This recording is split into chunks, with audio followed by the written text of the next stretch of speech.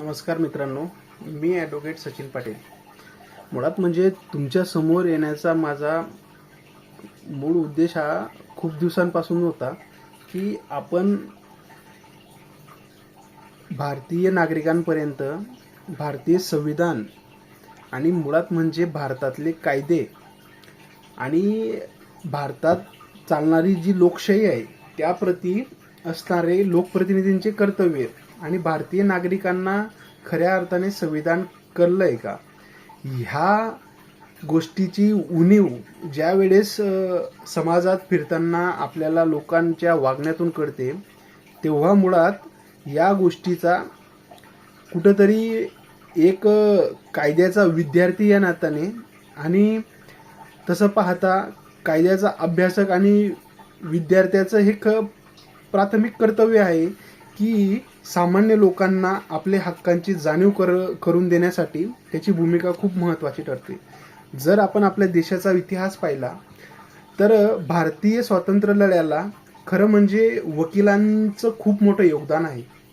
आणि तसं पाहता ज्या वेळेस आपण 1947 साली स्वतंत्र झालो आणि त्यानंतर जवळजवळ घटना समितीची स्थापना होऊन घटना जी तयार झाली आणि ती अंमलात आली 1950 साली, त्यापासून आणि त्याच्या अगोदरचा जो आपण पारतंत्र्यातला जो कालखंड पाहिला, याच्यात मोस्ट ऑफ म्हणजे मोठ्या प्रमाणावर स्वतंत्र जे सैनिक होते किंवा स्वातंत्र्य सेनानी होते हे बॅरिस्टर ही पदवी घेऊन आलेले उच्च शिक्षित असे व्यक्तिमत्व होते.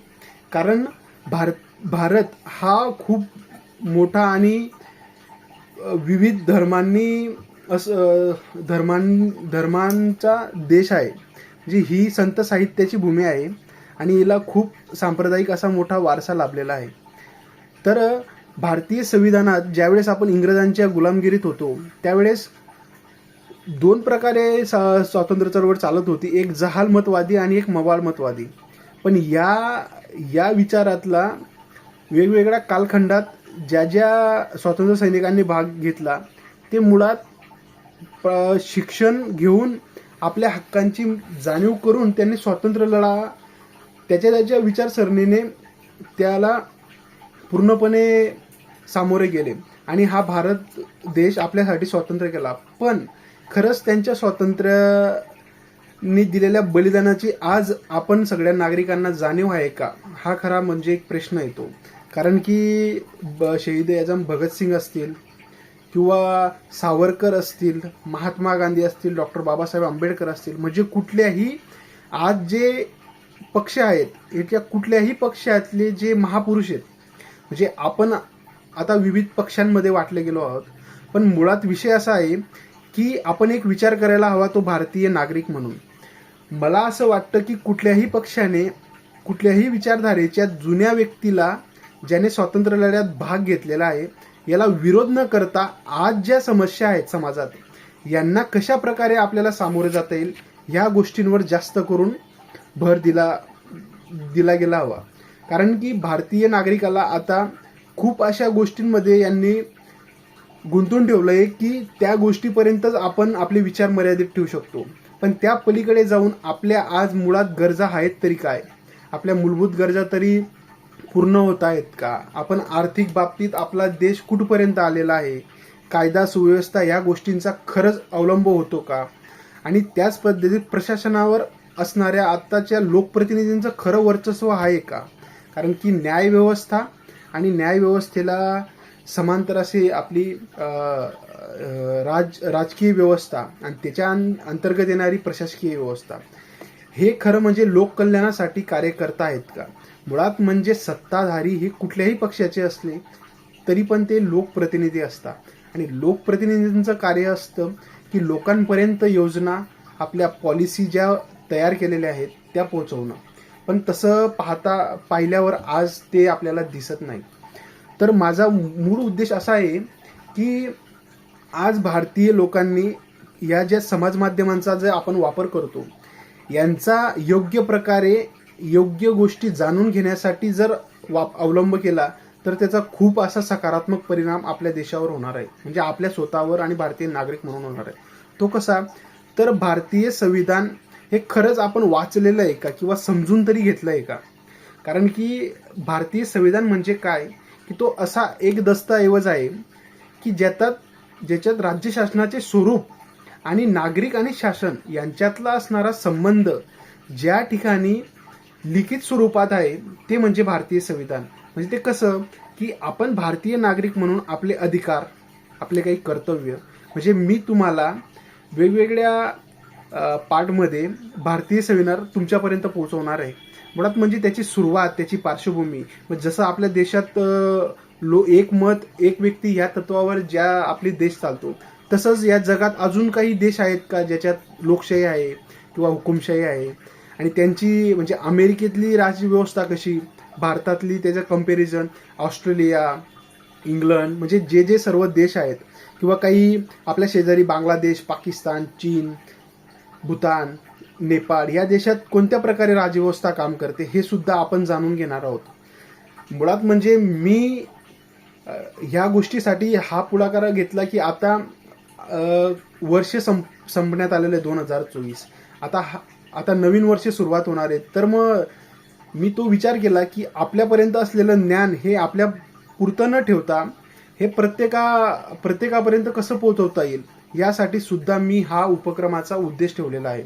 खरं म्हणजे माझी ओळख करून द्यायचं म्हटलं तर मी MPSC ॲस्पिरंट आहे आणि मी 6 ते 7 वर्ष म्हणजे MPSCच्या अभ्यासात दिलेले होते की खूप भयानक अशी अनुभव असतो तो. खूप म्हणजे 4 मुख्य परीक्षा दिल्या, त्यानंतर मी लॉ केला आणि आज लॉ कंप्लीट करून आता जळगाव जिल्हा आणि सत्र न्यायालय जळगाव या ठिकाणी वकील म्हणून आपली प्रॅक्टिस करतोय. तर हा माझा अल्प परिचय आणि मी एक कायद्याचा विद्यार्थी आहे, हा माझा मुख्य परिचय आहे. कारण की मी असं माझ्या अनुभवातून हे समजून घेतलं की खरंच खूप लोकांना म्हणजे अजूनपर्यंत भारतीय संविधान हे कळलेलं नाही आणि भारतीय कायदे किंवा आपण लोकप्रतिनिधींकडून कशा पद्धतीत कामं करायला हवी, त्यांची जबाबदारी काय, हे सुद्धा खरं म्हणजे आज भारतीय नागरिकाला कळलेलं नाही.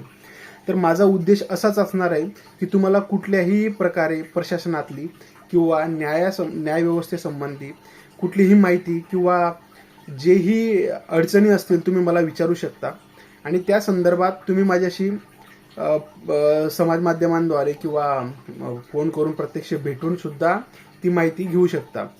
तर तसं पाहता हा उपक्रम असणार आहे की तुम्ही ज्या भारतीय संविधान तर आपल्याला समजूनच घ्यायचं आहे, पण त्यासोबतच जे न्यायालयात चालणारे जे दावे असतात म्हणजे कौटुंबिक दावे, फौजदारी, दिवाणी, याच्या संदर्भात जी खरं म्हणजे आज समाजात जी चिडचिड निर्माण झालेली आहे. म्हणजे आता आम्ही पाहतो कौटुंबिक न्यायालयात ज्यावेळेस पती आणि पत्नी यांच्यातले दावे खटले चालतात त्याच्यात म्हणजे असमानता किंवा नेमकं म्हणजे यांच्यातला समजवण्याचा समजून घेण्याचा जो प्रमाण आहे हे खूप कमी झालेला आहे. त्याच्यामुळे ते कसं टिकवता येईल त्या संदर्भात सुद्धा काउन्सिलिंग माझ्याकडून तुम्हाला जर करता आली तर मी तो प्रयत्न करेल.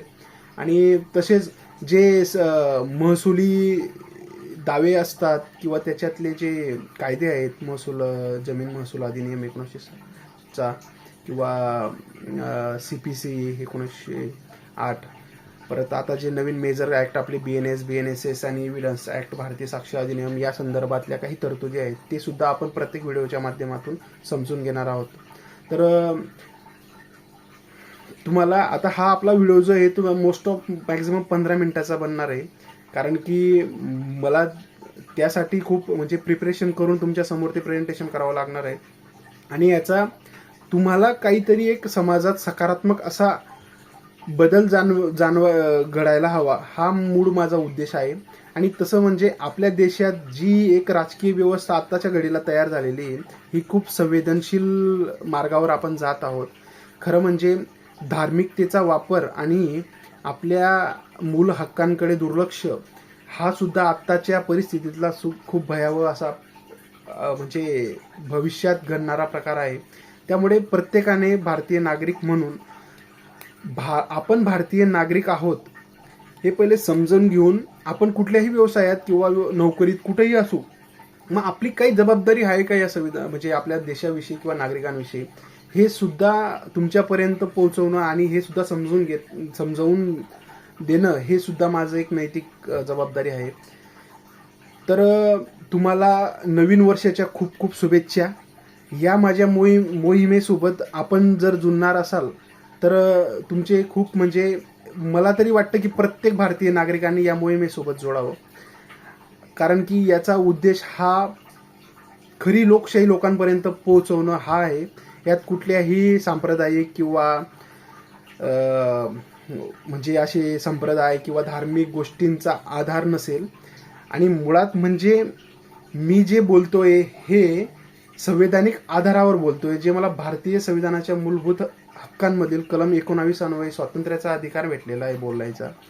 त्या अंतर्गत मी मर्यादेत राहून संविधानिक जे आपल्याला मूलभूत हक्क अधिकार भेटलेले आहेत हे खरं म्हणजे म्हणजे अमर्याद असे नाहीत, पण त्याच्यावर काहीतरी मर्यादा आहेत. त्या अशा की तुम्ही आपल्या देशाच्या विरोधात काही बोलू नाही शकत, पण तुम्ही आपल्या देशाला लोकशाही कळवण्यासाठी किंवा लोकशाही मार्गाने आपलं म्हणणं मांडू शकतात. मग तो तुमचा संवैधानिक अधिकार आहे, त्याच्यावर तुम्हाला कोणीही गदा आणू शकत नाही. त्यामुळे स्वतः एक वकील आणि कायद्याचा विद्यार्थी या नात्याने मला माझ्या मर्यादा माहीत आहेत. त्यामुळे समाज माध्यमांवर बोलताना खूप म्हणजे आत्ताच्या तंत्रज्ञानाचा वापर करून काही गोष्टी या फेक आणि खोटारड्या सुद्धा दाखवल्या जातात.